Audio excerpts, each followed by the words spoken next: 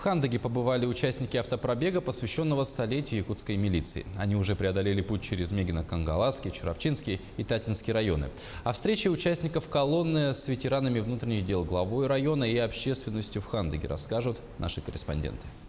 Патриотический десант в составе 24 человек, включая ветеранов МВД, представителей МЧС Республики Саха-Якутия, действующих сотрудников, участников боевых действий, прибыл в Хандагу, где они встретились с главами района, ветеранами, молодыми сотрудниками МВД по Тампонскому району и общественностью поселка. Идейным вдохновителем этой акции является действительно легендарная личность. Для нас это очень уважаемый человек.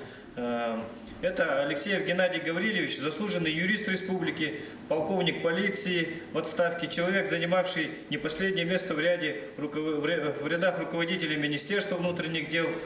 Несмотря на то, что Геннадий Гаврилович уже ушел в отставку, все еще находится в строю, он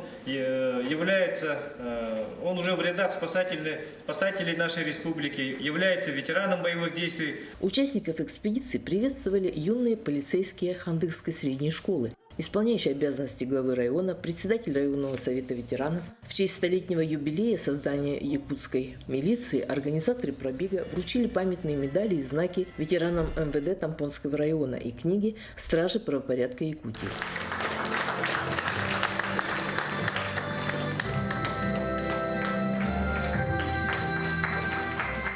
В этом знаменательном году исполнилось 100 лет создания якутской милиции, 300 лет полиции России, и участники автопробега, вдохновленные этими датами и для их увековечения, решили осуществить восхождение на хребет Сунтар-Хаэта в Тампонском районе, а по пути следования почтить память погибших при исполнении служебных обязанностей. Тампонский район, очень уникальный район в плане того, что здесь есть и горы, и величественная река, и величественные красивые аласы имеются.